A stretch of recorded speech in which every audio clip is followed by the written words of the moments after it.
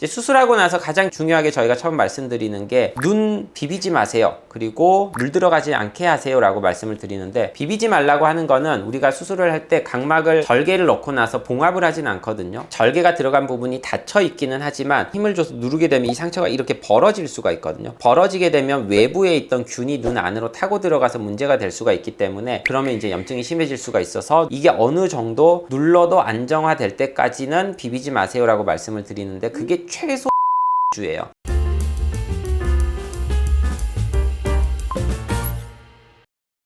안녕하세요. 하이안과의 최현석 원장입니다. 백내장 수술을 받으신 많은 환자분들이 좀 요청을 하신 영상이 있어서 준비를 했고요. 수술을 받으시기 전까지 여러 가지 이제 고려사항들에 관한 정보나 이런 것들 저희가 많이 올려드렸었는데, 수술 후의 관리에 대해서 영상이 없는 것 같다. 수술한 직후에 어떻게 관리하면 좋을지에 대해서 정리를 해서 영상으로 올려달라라고 말씀을 하셔서 제가 오늘 준비를 했습니다. 백내장 수술이 다 잘 끝났다라는 전제 하에서 수술을 하고 나서 한 달 동안 안약을 쓰시라고 기본적으로 안내를 받으실 거예요. 거의 대부분 병원들에서 비슷하다라고 보시면 될 것 같고, 물론 여기서 수술을 하고 나서 뭐 3주까지 약을 쓰시는 분들도 있고 한 달보다 조금 더 길게 쓰시는 분들도 있지만, 기본적으로 평균 한 달 정도 안약을 쓰시는 거라고 보시면 되고요. 어디 가서 수술 받으시든지 간에 거의 루틴하게 이 세 가지 약을 쓰신다고 보시면 될 것 같아요. 성분이 이 세 가지라는 거지 똑같은 제품을 사용을 한다는 거는 아니고요. 기본적으로 항생제 약이죠. 항생제는 수술하고 나서 균이 들어가서 감염이 되면 안 되니까 예방적으로 사용을 하는 거고, 감염이 되어 있으니 그 균을 죽이기 위해서 사용을 하는 거는 아닙니다. 가장 대표적인 약이 비가목스라고 하는 약이죠. 이 약은 목시플록사신이라고 하는 퀴놀론 계열의 항생제인데, 퀴놀론 계열의 항생제를 보통 안과에서는 제일 많이 사용을 하고 있습니다. 그리고 염증을 또 가라앉혀주는 스테로이드 안약을 쓰게 됩니다. 조금 센 스테로이드 약을 쓰시는 분들도 계시고 조금 약한 스테로이드 약을 쓰시는 분들도 계세요. 조금 센 스테로이드 약을 쓰는 경우는 프레드니솔론이라고 하는 스테로이드 약을 쓰게 되고, 조금 약한 약은 플루메토론이라고 하는 약을 쓰게 됩니다. 두 가지 다 스테로이드 성분이고 염증을 좀 가라앉혀서 눈을 조금 빨리 안정화시켜주는 약이라고 보시면 될 것 같아요. 대신 이 약의 단점은 약을 쓰는 기간 동안에 간혹 안압을 올리는 경우들이 있어요. 그래서 이 약을 한 달 동안 쓰실 때는 중간에 꼭 한 번씩 안압 체크는 해서, 안압이 괜찮으면 약을 계속 쓰는 거고, 아니면 중간에 약을 바꾸거나 안압약을 같이 쓰셔야 되는 경우들이 있습니다. 세 번째로는 이 약을 쓰시는 분들도 있고 안 쓰시는 분들도 있는데, 요즘은 거의 대부분 쓰는 것 같아요. 브롬페낙이라고 하는 성분의 약인데 엔세이드죠. 우리가 먹는 진통 소염제 있잖아요. 그런 엔세이드랑 똑같은 성분의 안약이라고 보시면 될 것 같고, 이것도 눈의 염증 반응을 좀 줄여줍니다. 스테로이드랑은 조금 다른 개념의 약인데, 스테로이드는 스테로이드성 항염증제, 이거는 비스테로이드성 항염증제. 둘 다 염증을 가라앉혀주는 거고, 수술 후에 염증 반응으로 인해서 생길 수 있는 부작용이나 합병증을 좀 막아주고 눈을 안정화시켜주는 역할을 하는 거라고 보시면 될 것 같아요. 보통 이 세 가지 약을 쓰게 되는데, 항생제랑 스테로이드 약은 보통 4번을 넣는 게 일반적인 횟수고요. 그러니까 4번 넣으라고 하면 뭐 6시간마다 막 넣어야 되는 줄 알고 막 새벽에 자다가도 일어나서 넣으시고 하시는 분들이 계시는데, 안약을 쓰실 때는 항상 특별한 경우가 아니고서는 주무시다가 일어나서 약을 쓰실 필요는 없어요. 깨서 주무실 때까지 내가 몇 번을 넣어야 되는지를 생각하셔서 그 시간을 나눠서 넣으시면 됩니다. 예를 들어서 8시간을 자고 16시간을 깨어 있는데 하루 4번을 넣어야 된다라고 하면 4시간 간격으로 넣으면 되겠죠. 내가 깨어 있는 시간을 나눠서 넣으시면 되고, 보통 4번 넣으세요라고 드리는 약은 아침, 점심, 저녁, 그리고 주무시기 전에 한번 넣으시면 대충 내 생활하는 거 4번을 바꿔서 넣을 수 있거든요. 브로낙 같은 2번 넣는 약은 아침에 한 번, 저녁에 한 번, 이렇게 2번 나눠서 넣으시면 됩니다. 근데 경우에 따라서는 염증 반응이 좀 심한 분들은 항생제 안약이나 스테로이드 안약은 횟수를 늘리는 경우들도 있거든요. 그런 경우라면 더 이제 횟수를 늘려서 넣어야 되겠지만, 특별한 경우가 아니고서는 보통 스테로이드 안약, 항생제 안약은 하루 4번 한 달, 비스테로이드성 안약은 하루 2번 한 달까지 쓰신다고 보시면 되고, 한 달 차에 보고 괜찮으면 보통 약은 끊게 됩니다. 이제 수술하고 나서 가장 중요하게 저희가 처음 말씀드리는 게 눈 비비지 마세요. 그리고 물 들어가지 않게 하세요 라고 말씀을 드리는데, 그럼 며칠간 비비면 안 되고 며칠간 물 들어가면 안 되냐? 비비지 말라고 하는 거는 우리가 수술을 할 때 각막을 절개를 넣고 나서 봉합을 하진 않거든요. 절개가 들어간 부분이 닫혀 있기는 하지만 힘을 줘서 누르게 되면 이 상처가 이렇게 벌어질 수가 있거든요. 벌어지게 되면 외부에 있던 균이 눈 안으로 타고 들어가서 문제가 될 수가 있기 때문에, 그러면 이제 염증이 심해질 수가 있어서 이게 어느 정도 눌러도 안정화될 때까지는 비비지 마세요 라고 말씀을 드리는데, 그게 최소 1에서 2주예요. 물이 들어가지 않게 하세요 라고 말씀을 드리는 거는, 물 안에 있을 수 있는 균들 물들이 같이 들어가서 그 상처를 타고 들어갈 수 있기 때문에 물이 들어가지 않게 하세요라고 말씀을 드리는 겁니다. 그러면 머리 어떻게 감아요? 세수 어떻게 해요? 샤워 어떻게 해요? 라고 말씀드리는데, 머리 감는 거는 사실 다음날부터 미용실에서 감겨주는 것처럼 뒤로 넘겨서 이렇게 감으시면 괜찮아요. 눈에 물만 안 들어가게 하시면 되는데, 혼자 샤워를 하게 되면 이렇게 얼굴 쪽으로 물이 다 흘러나오게 돼서 좀 문제가 되니까 그런 거는 좀 조심하셔야 되고, 세수 같은 거는 가능하면 눈을 좀 이렇게 막 비비고 하는 거기 때문에 눈을 피해서 물로만 닦으시던지 아니면 물수건으로 얼굴 닦으세요 라고 말씀을 드리거든요. 5일, 7일 정도 지나서부터는 상처가 어느 정도 아물기 때문에 그때부터는 물 조금 들어가도 문제가 되진 않거든요. 물론 눈 뜨고 막 물을 넣어버린다거나 이런 건 절대로 안 되고, 눈 감고 세수 살살 하거나 머리 감거나 하는 거는 큰 문제는 안 되기 때문에 그 정도 시간 지나서는 물 들어가고 샤워나 세수 같은 거 하셔도 되고요. 근데 물에 담궈져 있는 거, 사우나나 목욕탕 가시거나 탕에 들어가서 좀 오랫동안 있는, 물에 불려지는 환경에 노출이 되는 거는 한 달 이후에 하시는 게 좋습니다. 그리고 술 언제부터 드실 수 있는지, 술 드시는 거는 보통 저는 한 달이라고 말씀을 드리거든요. 안약을 쓰는 것도 한 달이잖아요. 한 달 정도 약을 쓰는 이유는 어느 정도 상처가 완전히 회복이 되고 눈이 어느 정도 안정이 되는 게 한 달 정도 소요된다라고 의사들이 생각을 하고 있어서 한 달까지 약을 쓰게 되는데, 수술하고 나서 술을 드시지 말라고 말씀드리는 이유는 술을 드시게 되면